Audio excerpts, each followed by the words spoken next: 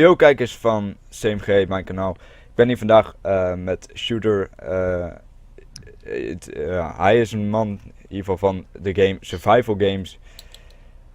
En ik ga met hem, hij is Engels-Amerikaans als ik het goed heb. En dan ga ik met hem vandaag een interview doen. Hij verstaat geen ene fuck van wat ik zeg. Dus ja, dat wordt dan. Oké. That's the only word you can ever hear me saying. Hello. Who are you? What are you doing for? And introduce yourself, I will say. Okay, I'm Hadi Mohammed from Hella Games Entertainment. I'm the lead game designer. I'm the one that pretty much put the whole entire game and the idea came up with my friend Arthur. And we saw this game really cool, so we both put it together and we started building the game. And we started spending more and more time on it after we got it in support and like feedback from our friends, and it became more than a personal project for us. And that's where we're at now. We're trying to get support from the community to help us finish the game. Yes. The game is survival games. Is it linked towards the movie, the survival, or the Hunger / survival games? It's called something, or is Oh, you mean the Hunger? Yeah, the Hunger Games. It's because I play a lot of Minecraft, and there are games called the Hunger Games, but also the survival games. Is it something linked towards that, or is it? Yes, it actually is. We're really inspired from the Hunger Games trilogy, and we loved it. We loved the idea of the death match, Yes. but we actually wanted to put a different twist to it. We wanted to add in natural disasters, trapping, and we put survival elements from other games like Daisy, Rust, and then the overall idea of the Hunger Games, and we put it right into one entire game. People keep claiming because of the name, the survival games. You know, the survival games, the Hunger Games, the games are exactly the same. Yeah. No, it's not exactly the same. No. We made them different. We specifically made them different. We added a bunch of features that they wouldn't have in the game. I mean, yeah, we even said it, we're inspired from them. We tried to make their experience, but we actually improved on their experience, and we stayed away from their title. We stayed away from copyright and anything like that. Yes. For you guys, I'm gonna do something in the Dutch so they understand again. Okay. Ik ga aan het einde van deze video edit ik even hun trailer inside dus deze video.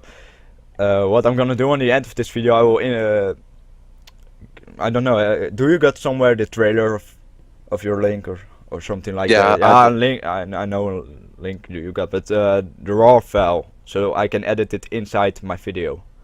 All right, here's the end. But let's do that on the end of this call. This never mind. You already sent it. Okay. I'm gonna ask some more questions about. It's a multiplayer game. Yeah. Base multiplayer. Yeah, multiplayer. And how are you gonna do that with servers? Are you gonna buy some big ass servers, or are you say that people can make their own server on home or rent it somewhere? What's your plan about that? Yeah, we actually haven't planned that out yet because we haven't gotten the support from the community, and so we haven't actually made thoughts on that, like how the networking would work and how everything would work. We never done any of that. We just did the basic aspect. Like, we made a basic server. There's something called Photon Networking, a solution where it offers you a free network, a free server with 20 players on it. That's what we use for the prototype, and that's what we're going to be using. Let other players play it and play test it to see if the game, if they like the game, you know, put it on their channel and how the game is going to be. But for now, we don't know. Maybe it is going to be a big server. That's if we have enough interest from general server maker, like people that own these huge servers, then we'd probably do servers like those kind of servers, or we'd allow players to make their own servers and add their own little mods to it, so they could have the game the way that they want and what's best for their community. Yes. So you are saying that it's maybe possible to mod tins, or we definitely want to add modding in. Yeah. It was a stretch goal. Yeah, it was a stretch goal, but we believe that through if we even get enough funding, we could allow that add that as another added game feature. Yes. Those guys, you guys got a Kickstarter now. I was following this project. I think it was like a month ago that I yeah, my tweet came along by you guys, and Yeah. yeah, and then we already I already asked you guys to do an interview, and you said yes, let's do an interview. Okay, now that's all right. So I see that the game is gonna be in more languages than only English. Yeah, we're planning to add in. Yes. Yeah. Uh, why are you gonna do specifically Spanish and French to the game to add to the game? Well, those are the most general languages of people. Like most people, I'm taking the major languages that most people speak. Comes from English, Spanish, and French. Those are the most spoken languages in the world today. That's why we just use them as references. We might add in more language support if we have enough players interested. Nice. This game, it's all about just killing people and getting points probably. Is there gonna Yeah. be a level up or some sort of system where you can upgrade your character again or get them better? Yeah. Yeah, there actually is going to be a system like that. We're planning on implementing a village where you could actually you get the money you get from winning these rounds. You could actually spend them in the village and buy stuff for your character. Like you buy new uniforms, new tactical uniforms. You know, to better suit with the environment and to blend in better. And you could buy it. You could buy binoculars and all these cool features we wanted to add into the game.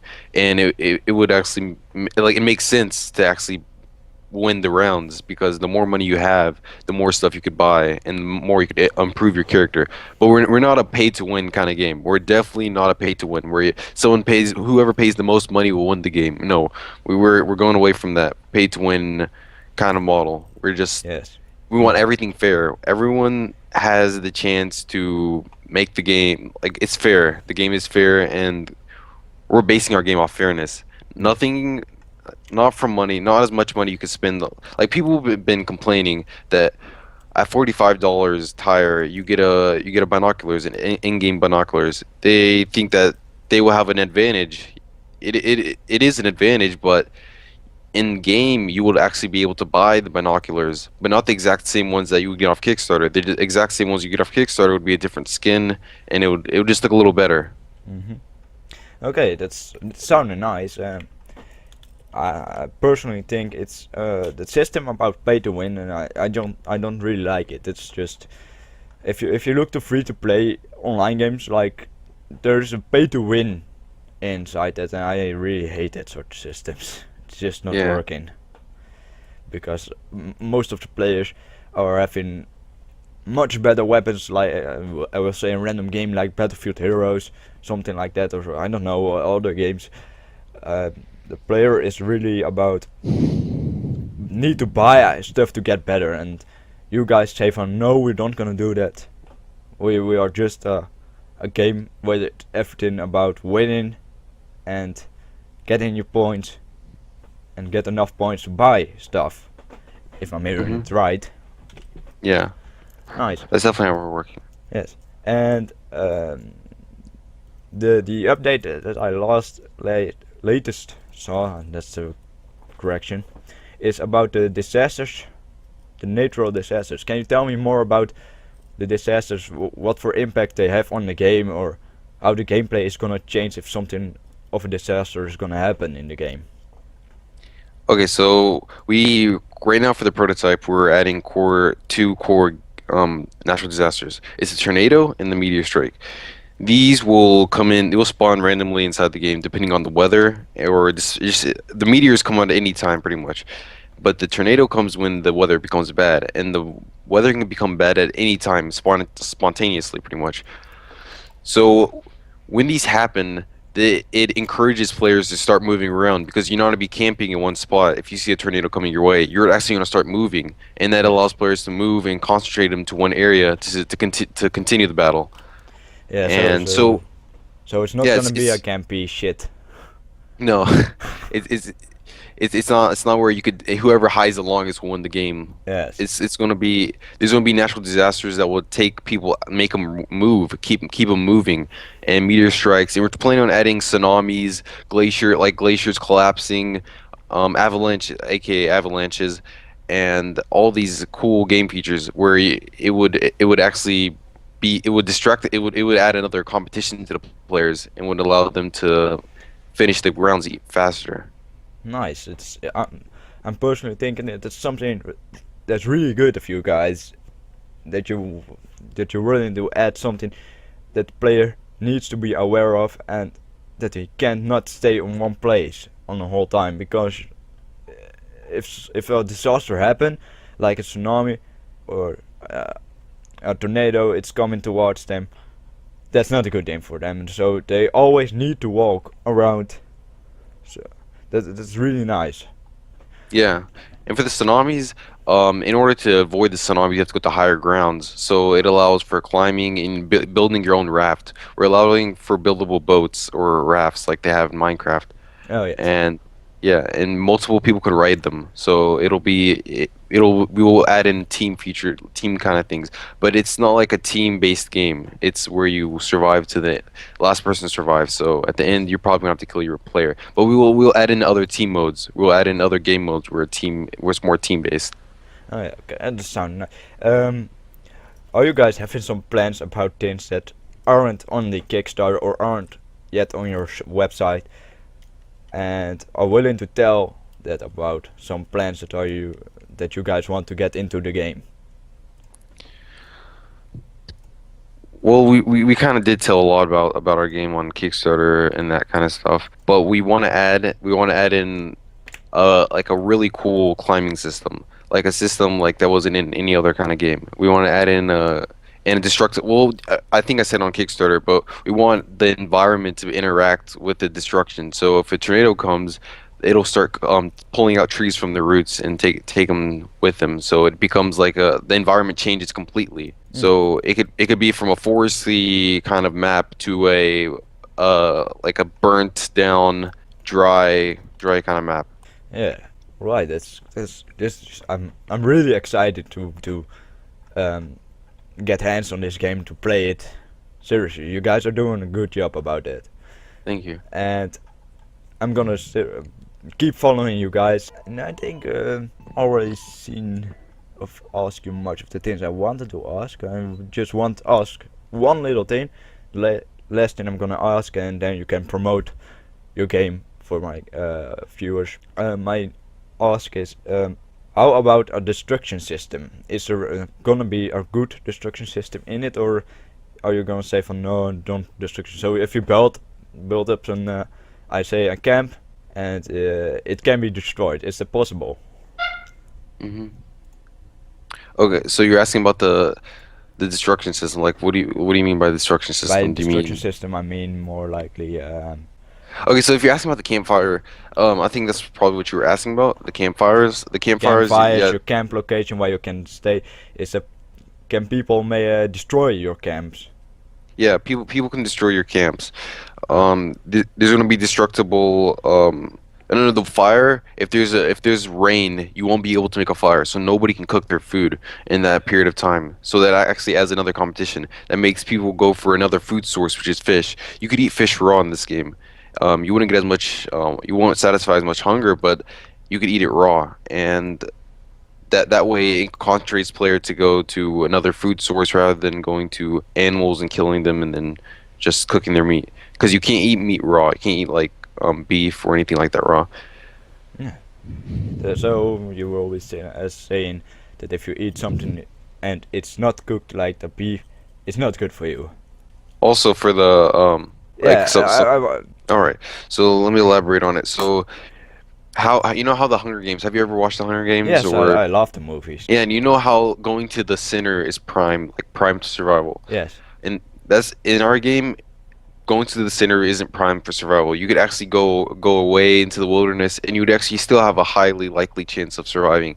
You would actually it'd be more dangerous to go to the center because that way you get killed by other players that are getting weapons before you, that rush to the area before you, and they will kill you, or they would kill you with their fists.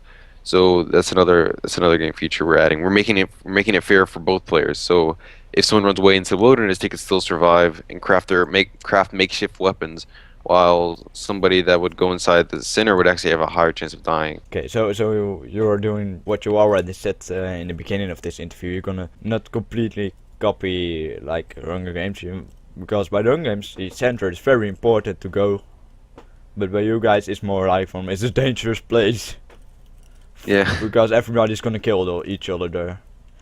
Yeah, I'm very excited about the game, and I'm really like the idea of about the survival and about the environment system and the custom characters. Yeah. Oh, I see something here. I have scrolled over it. A supply drop. Yeah. Are those things just like the Hunger Games? Some of the players get a supply drop and the others not. It's gonna be like a big supply drop that happens on the map. So a big supply plane comes. Every player could see the red flare. If you see the red flare, you're probably gonna run towards it because that's gonna be some good supplies. It's gonna be some supplies you won't be able to get from either the center or the trove, or finding it elsewhere. And it would be like a vital place to get help from. So the supply drop is like, it's something to concentrate players to fight. To whoever gets there will be taking the items, but it actually allows players to see other players and kill them because they all want the same. They want the supply drop, and with the supply drop, in bad weather like tornadoes or anything like that, it could actually be destroyed, and then no more supply drops will be dropped from after that because the supply drop is done. All right. I say take your promotion moment, promote your game to the Dutch viewers or maybe English. I don't know. Thank you. Just do it. You got your moment now. You can do as long as you want. So let's go. Okay, so the survival games is on Kickstarter right now, and we're right now at 31 days to go, and we need at least $20,000 to finish the pre-alpha. I know we're promising a lot for the amount we're asking, because $20,000 to make a game like this is kind of a small amount. With $20,000, we'll be able to add in the core features of the game, and then release a pre-alpha to all the people that is backed, and start selling it in the store, and then from the funds we get there, we can complete the game. So we can keep adding features, sort of like how Rust worked. And I'm asking anyone that's out there that thinks this game is like Rust or Daisy. No, it's nothing like that. We were inspired from those kind of things. We're inspired from the Hunger Games, but we're not a Hunger Games ripoff. We're trying to make our own type of genre of survival. And I would appreciate anyone that would help us to make this game a reality. I'm thinking it's nice to hear that. You guys got also a website. Yeah, survivalgames-he.com. Yes. So thanks for this interview. I really liked it, and I'm gonna go over to the Dutch. All right. Okay. Thanks for interviewing me. I really appreciate you retweeting our posts and following us to the point where we're at now, and actually getting an interview with me. You're actually the first person to interview me, so I'm really, really happy and really excited that you're actually excited about the game and support the game. Thank you. Yeah, I'm gonna go over to the Dutch to end this video. Alright, so thank you. Oké, dit was dus, ik zeg maar even, I'm gonna say your Skype name. Shooter was dit.